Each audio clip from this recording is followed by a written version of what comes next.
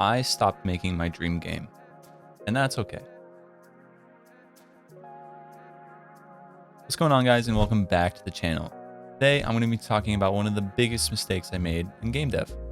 I want to talk about this mistake and share this story because there's a lot of people out there that are starting and quitting a lot of projects, and I want you to know that it happens, and there's good times to quit projects and there's bad times, and I think this is a good way to talk about it. So yeah, I quit my project, and honestly, the biggest reason for it was scope creep.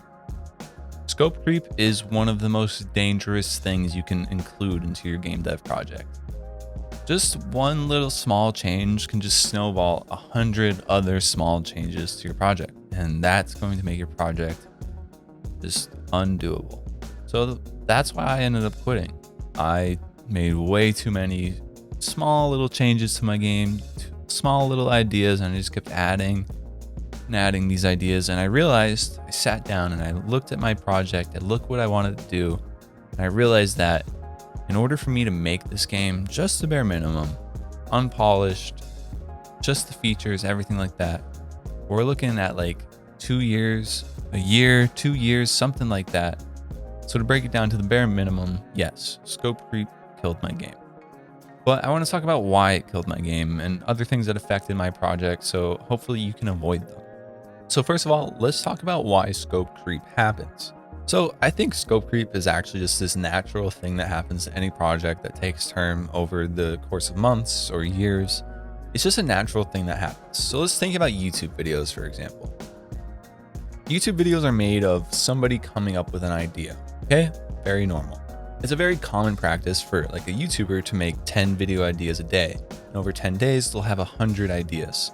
Making ideas is a very easy and common human activity that everyone does. So when you're doing something for a month, it's very hard to ignore all of these ideas that are coming into your head while you're working. Especially when we're working in this creative field such as game dev, when we're making art or coding features, we're doing all of these things where we're always thinking of, oh, how can I improve this? Scope creep is just bound to happen. It's a very natural and normal thing. So to go back to the YouTuber situation, if I sit down and I think of 10 ideas every day for a YouTube video, in 10 days, I'll have 100 ideas. Well, the same thing kind of works with the rest of your life. When you sit down, you do something and ideas come to your head naturally, scope creep and getting bigger ambition about your project is just natural to come. So we have to learn how to say no to situations like that. And honestly, this is kind of like where having a game design document or something to kind of like set your bounds and make it easier for you to say no is going to be very helpful. So let's talk about some prevention tips for scope creep. My biggest prevention tip is what I just said, having a game design document.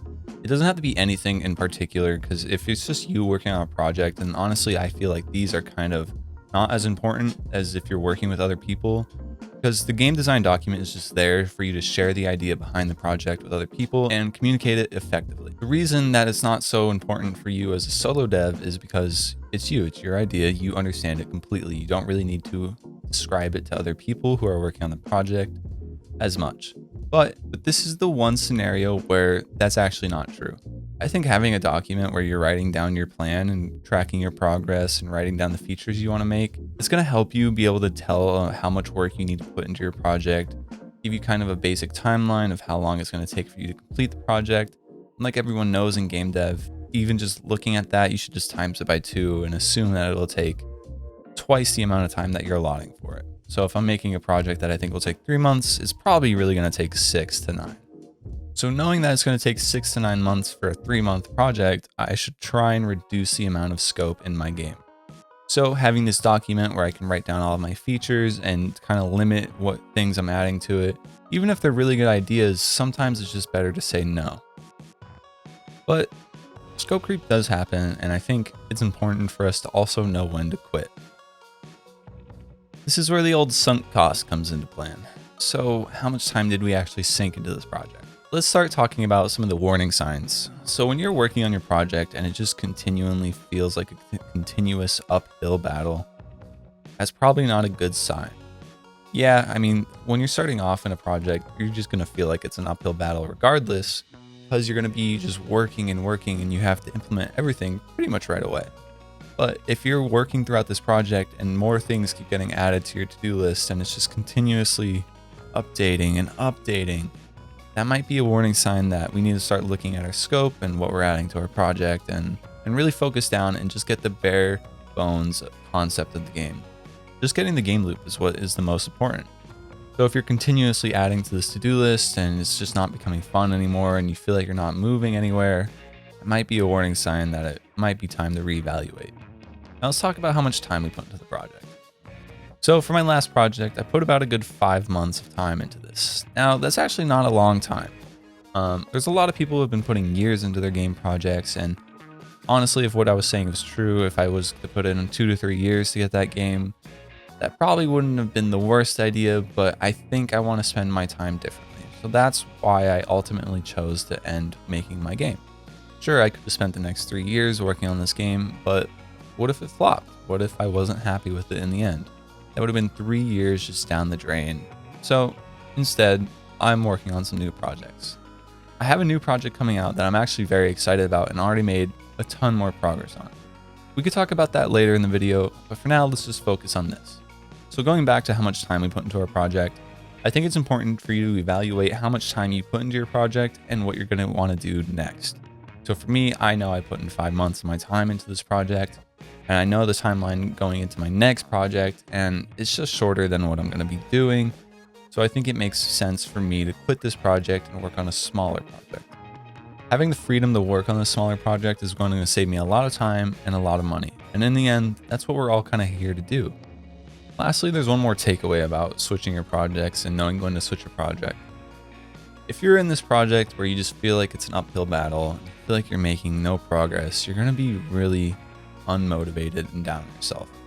Now it happens. Everyone gets unmotivated, and sometimes we just need to push on and continue working. But when you're continuously adding to your to-do list and just continuously overexerting yourself and not making anything happen, it's very demotivating. And that's where starting on a new project can be helpful. That rush when you start on your new project and you're excited and you want to get all your ideas out, you feel motivated, you feel happy. Sometimes just a change of pace and a change of a project sometimes it's just what you need. Sometimes that was your true sign to know that I made the right decision of quitting my other game. And honestly, that's what I feel. I feel a lot happier that I quit my game and that I'm working on this new one. I already made a ton of progress and I can't wait to share it with you. So to break this down, I think scope creep is one of the biggest reasons that any of us quit our games, but I think it's okay. I think it's okay to know when to quit your game, and that's what this video was about. I hope I was able to explain to you guys a little bit of when to quit your game and when it's okay to. And even if it's not okay to, it all comes down to you and how you feel about your projects at the end of the day. So if this video was able to help you out, please let me know below in the comments, and I'll check you guys out on the next one. Peace.